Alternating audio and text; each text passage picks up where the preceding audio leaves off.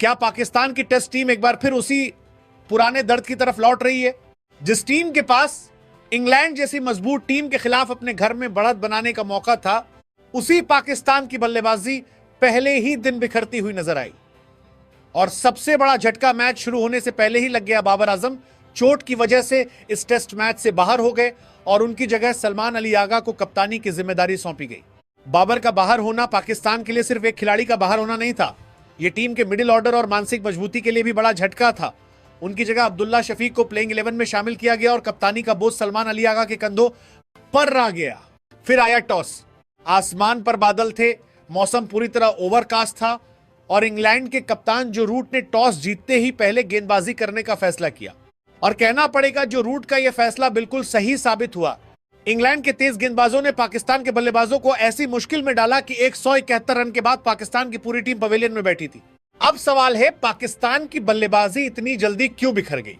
कौन सा बल्लेबाज उम्मीदों पर खरा नहीं उतर सका और इंग्लैंड ने इन परिस्थितियों का इतना जबरदस्त फायदा कैसे उठाया? आइए पहले दिन के पूरे खेल का सिलसिलेवार विश्लेषण करते हैं। पाकिस्तान की ओपनिंग जोड़ी से शुरुआत में उम्मीद थी कि वे इंग्लैंड के तेज गेंदबाजों के सामने नई गेंद को संभालेंगे, लेकिन अजान अवैस के लिए तो पारी शुरू होने से पहले ही खत्म हो गई।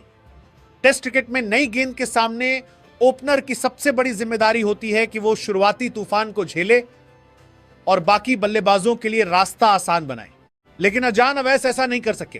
पहली गेंद पर विकेट गिरना पाकिस्तान के लिए सिर्फ एक विकेट नहीं था, इसने शुरुआत से ही इंग्लैंड को मनोवैज्ञानिक बढ़त दे दी। इमाम उल हक ने 42 रन बनाए और कुछ हद तक पारी को संभालने की कोशिश की, लेकिन जब टीम मुश्किल परिस्थितियों में हो तब 40 के आसपास का स्कोर सिर्फ शुरुआत माना जाता है। इमाम के पास मौका था कि वो सेट होने के बाद बड़ी पारी खेलते और पाकिस्तान को शुरुआती झटके से बाहर निकालते, लेकिन वो भी ज्यादा देर टिक नहीं सके। 42 रन पर आउट होकर उन्होंने पाकिस्तान को फिर दबाव में डाल दिया। शान मसूद के बल्ले से सिर्फ 5 रन आए। जब आपकी टीम पहले ही बाबर आजम के बिना खेल रही हो तब टॉप ऑर्डर के अनुभवी बल्लेबाज से जिम्मेदारी लेने की उम्मीद होती है, लेकिन शान मसूद जल्दी आउट होकर वापस लौट गए।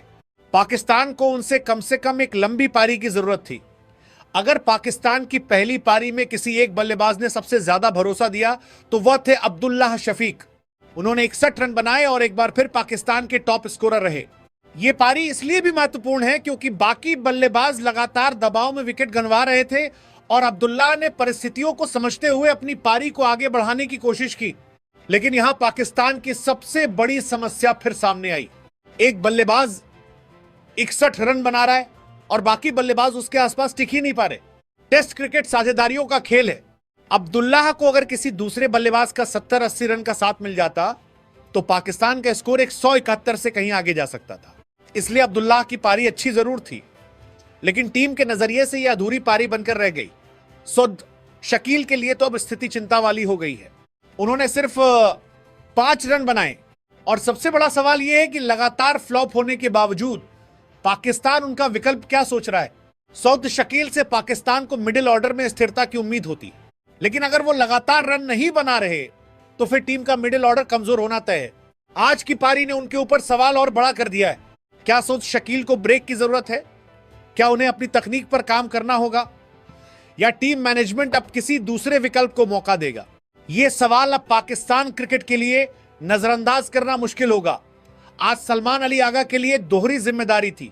बाबर आजम की गैर मौजूदगी में कप्तानी भी करनी थी और बल्ले से टीम को संभालना भी था, लेकिन वो सिर्फ 21 रन बना सके। कप्तानी के पहले ही टेस्ट में उनसे बड़ी पारी की उम्मीद थी। हालांकि कप्तानी और बल्लेबाजी का दबाव अलग अलग चीजें हैं, लेकिन पाकिस्तान जैसी टीम में कप्तान से यही उम्मीद की जाती है कि वो मुश्किल समय में आगे आकर टीम को संभाले। आज सलमान ऐसा नहीं कर सके। मोहम्मद रिजवान से पाकिस्तान को काफी उम्मीदें रहती हैं, लेकिन आज वो सिर्फ 12 रन बना सके। जब टीम लगातार विकेट खो रही थी उस समय रिजवान के पास अपनी बल्लेबाजी से पारी को संभालने का मौका था, लेकिन वो भी ज्यादा देर नहीं टिक सके और यही पाकिस्तान की बल्लेबाजी की सबसे बड़ी समस्या रही। कोई भी बल्लेबाज लंबे समय तक इंग्लैंड के गेंदबाजों का सामना करने को तैयार नजर नहीं आया। अली उस्मान भी बिना खाता खोले आउट हो गए। इस तरह पाकिस्तान की निचली बल्लेबाजी भी कोई खास योगदान नहीं दे सकी।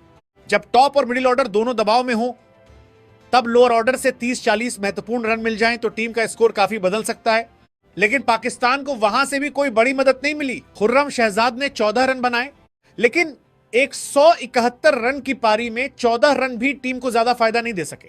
पाकिस्तान को उस समय हर बल्लेबाज से कम 25-30 रन की साझेदारी चाहिए थी, लेकिन विकेट एक के बाद एक गिरते रहे। मोहम्मद अब्बास के बल्ले से सिर्फ 2 रन आए और इसी के साथ पाकिस्तान की पहली पारी 171 रन पर समाप्त हो गई। यानी पाकिस्तान की पूरी बल्लेबाजी में सिर्फ अब्दुल्लाह शफीक 61 और इमाम उल हक 42 के रूप में 2 बल्लेबाज ऐसे रहे जिन्होंने थोड़ा संघर्ष दिखाया। बाकी पूरी लाइनअप इंग्लैंड के तेज गेंदबाजों के सामने बिखर गई।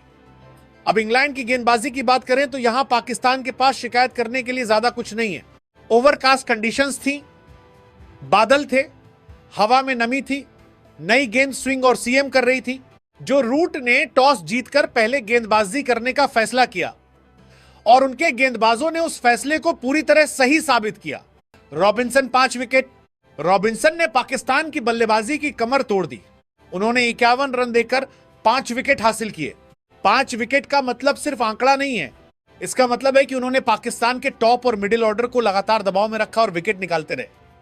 इंग्लैंड की तरफ से एक और शानदार प्रदर्शन आया डिंग की तरफ से। उन्होंने 46 रन देकर 5 विकेट हासिल किए। यानी इंग्लैंड के 2 गेंदबाजों ने मिलकर पाकिस्तान के पूरे 10 विकेट अपने नाम कर लिए।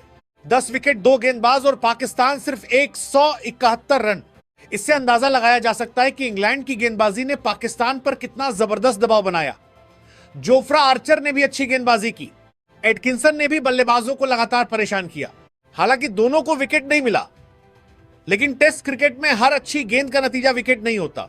कभी कभी एक गेंदबाज दूसरे गेंदबाज के लिए विकेट तैयार करता है और आज इंग्लैंड के पूरे गेंदबाजी अटैक ने मिलकर वही काम किया। आर्चर और एटकिंसन ने पाकिस्तान के बल्लेबाजों को खुलकर खेलने नहीं दिया और दूसरी तरफ रॉबिन्सन और डिंग लगातार विकेट निकालते रहे। अब अगर पूरे दिन का विश्लेषण करें तो पाकिस्तान के लिए सबसे बड़ी चिंता सिर्फ 171 रन नहीं है। सबसे बड़ी चिंता है बल्लेबाजी की सोच और साझेदारियों की कमी। बाबर आजम पहले ही बाहर हैं। ऐसे में टीम को बाकी बल्लेबाजों से ज्यादा जिम्मेदारी की जरूरत थी, लेकिन टॉप ऑर्डर जल्दी बिखर गया। मिडिल ऑर्डर रन नहीं बना सका। सऊद शकील फिर फ्लॉप हुए। सलमान अलिया का कप्तानी की जिम्मेदारी के साथ बल्ले से बड़ा योगदान नहीं दे सके। रिजवान भी नहीं टिके और निचले क्रम से भी कोई बड़ा सहयोग नहीं मिला। यानी पाकिस्तान की पूरी बल्लेबाजी में एक अब्दुल्लाह शफीक को छोड़कर कोई भी बल्लेबाज इंग्लैंड के गेंदबाजों के खिलाफ लंबी लड़ाई लड़ता नजर नहीं आया। अगर पहले दिन का पूरा ओवरऑल देखें तो इसमें कोई शक नहीं कि इंग्लैंड पूरी तरह पाकिस्तान पर हावी रहा।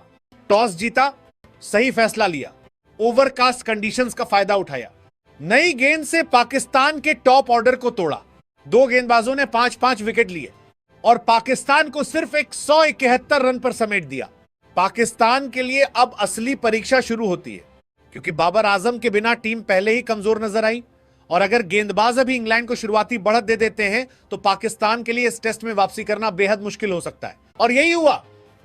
पाकिस्तान की बल्लेबाजी के बाद अब उसकी गेंदबाजी की असली कमजोरी भी सामने आ गई।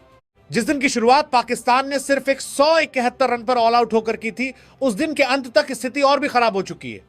इंग्लैंड ने सिर्फ 25 ओवर में 112 रन बना लिए हैं और उसके सिर्फ 2 विकेट गिरे हैं। यानी पाकिस्तान के 171 रन के जवाब में इंग्लैंड अब सिर्फ 59 रन पीछे है और हाथ में अभी 8 विकेट बाकी है। और सबसे बड़ी चिंता यह है कि मैच अभी पहले दिन ही है, लेकिन पाकिस्तान की मुश्किलें कम होने के बजाय लगातार बढ़ती जा रही हैं। पाकिस्तान की टीम को उम्मीद रही होगी कि अगर बल्लेबाज 171 रन ही बना पाए हैं तो गेंदबाज इंग्लैंड को जल्दी जल्दी आउट करके टीम को मैच में वापस ला सकते हैं, लेकिन ऐसा कुछ भी नहीं हुआ। इंग्लैंड के बल्लेबाजों ने आते ही पाकिस्तान के गेंदबाजों पर दबाव डालना शुरू कर दिया। 25 ओवर में 112 रन। टेस्ट क्रिकेट में अगर आपकी टीम सिर्फ 171 रन पर आउट हुई है और विपक्षी टीम पहले ही दिन 112-2 तक पहुंच जाती है तो यह साफ संकेत है कि आपकी गेंदबाजी उस दबाव को बनाए नहीं रख पाई जिसकी जरूरत थी।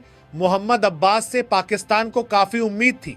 वो अनुभवी गेंदबाज हैं और इंग्लैंड जैसी परिस्थितियों में लाइन और लेंथ से बल्लेबाजों को परेशान करने की क्षमता रखते हैं, लेकिन आज वो इंग्लैंड के बल्लेबाजों पर वैसा दबाव नहीं बना पाए जिसकी टीम को जरूरत थी। जब आपकी टीम सिर्फ 171 रन बनाकर आउट होती है तब गेंदबाजों के लिए एक एक रन रोकना और हर गेंद पर बल्लेबाज को परेशान करना जरूरी होता है। लेकिन इंग्लैंड ने आसानी से रन बनाए और पाकिस्तान को पीछे धकेलता चला गया। खुर्रम शहजाद भी इंग्लैंड के बल्लेबाजों को ज्यादा परेशान नहीं कर सके। अगर पाकिस्तान को एक 171 जैसे छोटे स्कोर का बचाव करना था तो गेंदबाजों को शुरुआत में विकेटों का तूफान लाना पड़ता, लेकिन इंग्लैंड के बल्लेबाजों ने शुरुआती दबाव को संभाल लिया और फिर रन तेजी से आने लगे। यही वजह है कि पाकिस्तान की गेंदबाजी पहले दिन के अंत तक कमजोर नजर आई। मोहम्मद अली और अली उस्मान से भी पाकिस्तान को उम्मीद थी कि वे इंग्लैंड के बल्लेबाजों को मुश्किल में डालेंगे, लेकिन 25 ओवर के अंदर 112 रन इस बात का साफ सबूत है कि पाकिस्तान के गेंदबाज लगातार दबाव बनाने में नाकाम रहे। टेस्ट मैच में जब आपके पास सिर्फ एक 171 रन का स्कोर हो तो आपको हर गेंद को विकेट लेने वाली गेंद की तरह नहीं बल्कि दबाव बनाने वाली गेंद की तरह इस्तेमाल करना होता है। पाकिस्तान के गेंदबाज यही नहीं कर पाए। दूसरी तरफ इंग्लैंड के बल्लेबाजों ने शानदार शुरुआत की। बेन डकेट ने 28 गेंदों पर 15 रन बनाए और इमिलुगे ने 31 गेंदों पर 33 रन की पारी खेली। हालांकि दोनों आउट हो गए, लेकिन उन्होंने इंग्लैंड को ऐसी शुरुआत दे दी जिससे बाकी बल्लेबाजों के लिए काम आसान हो गया। और फिर क्रीज पर आए जॉर्डन कॉक्स और कप्तान जो रूट, दोनों ने मिलकर पाकिस्तान के गेंदबाजों के खिलाफ शानदार साझेदारी बना ली। यह साझेदारी अब पाकिस्तान के लिए सबसे बड़ी परेशानी बन चुकी है। जो रूट का आज का दिन कप्तान के तौर पर लगभग परफेक्ट रहा। टॉस जीता, पहले गेंदबाजी का फैसला किया, उनके गेंदबाजों ने पाकिस्तान को 171 पर समेट दिया और अब खुद बल्ले से क्रीज पर मौजूद है और टीम को मजबूत स्थिति में ले जा रहे हैं। यही एक अच्छे कप्तान की पहचान होती है। पहले रणनीति से विपक्षी को दबाओ और फिर बल्ले से उस दबाव का फायदा उठाओ। अगर जो रूट और जॉर्डन कॉक्स की साझेदारी लंबी चली तो इंग्लैंड सिर्फ पाकिस्तान की बराबरी नहीं करेगा बल्कि एक मजबूत बढ़त हासिल कर सकता है। स्कोर कार्ड को देखें तो इंग्लैंड अभी पाकिस्तान से 59 रन पीछे है, लेकिन असली कहानी सिर्फ 59 रन की नहीं है। इंग्लैंड के पास 8 विकेट बाकी हैं। यानी अगर अगले सत्र में इंग्लैंड के बल्लेबाजों ने 100-150 रन की साझेदारी बना दी तो पाकिस्तान के 171 रन बहुत छोटा स्कोर नजर आने लगेगा। और यही पाकिस्तान की सबसे बड़ी चिंता है, क्योंकि अब इंग्लैंड को सिर्फ मैच में वापसी नहीं करनी है। इंग्लैंड पाकिस्तान पर बढ़त लेने की तरफ बढ़ चुका है। अगर ईमानदारी से पहले दिन का विश्लेषण करें तो यह दिन पूरी तरह इंग्लैंड के नाम रहा। सुबह इंग्लैंड ने टॉस जीता, फिर पाकिस्तान को 171 रन पर ऑल आउट किया। रॉबिन्सन और डिंग ने 5-5 विकेट लेकर पाकिस्तान की बल्लेबाजी को तहस नहस कर दिया और फिर शाम तक इंग्लैंड ने सिर्फ 25 ओवर में 112 रन बनाकर पाकिस्तान की गेंदबाजी को भी बेनकाब कर दिया। यानी पाकिस्तान की बल्लेबाजी भी फेल और गेंदबाजी भी दबाव बनाने में नाकाम। इंग्लैंड के लिए इससे बेहतर पहला दिन शायद हो ही नहीं सकता था। अब पाकिस्तान के पास बहुत कम विकल्प बचे हैं। सबसे पहले उन्हें जो रूट और जॉर्डन कॉक्स की साझेदारी तोड़नी होगी। अगर यह साझेदारी टूटती है तो पाकिस्तान के गेंदबाजों को तुरंत बाकी बल्लेबाजों पर दबाव बनाना होगा, क्योंकि 171 रन के स्कोर का बचाव सिर्फ विकेटों से हो सकता है। पाकिस्तान को अब इंग्लैंड को ज्यादा बड़ी बढ़त नहीं लेने देनी होगी। अगर इंग्लैंड को 100 या उससे ज्यादा रन की बढ़त मिल गई तो पाकिस्तान की मुश्किलें कई गुना बढ़ जाएंगी। टेस्ट मैच 5 दिन का होता है, इसलिए अभी यह कहना जल्दबाजी होगी कि मैच पूरी तरह इंग्लैंड के हाथ में चला गया है। लेकिन जो संकेत पहले दिन के अंत में दिखाई दे रहे हैं वे पाकिस्तान के लिए बिल्कुल अच्छे नहीं है। पाकिस्तान 171 पर ऑल आउट, इंग्लैंड 112-2, सिर्फ 59 रन का अंतर, 8 विकेट हाथ में और क्रीज पर जो रूट जैसे अनुभवी बल्लेबाज मौजूद हैं। ऐसे में पाकिस्तान को दूसरे दिन की शुरुआत बिल्कुल अलग ऊर्जा के साथ करनी होगी। उन्हें विकेट चाहिए, उन्हें दबाव चाहिए, उन्हें इंग्लैंड की बल्लेबाजी को जल्दी तोड़ना होगा।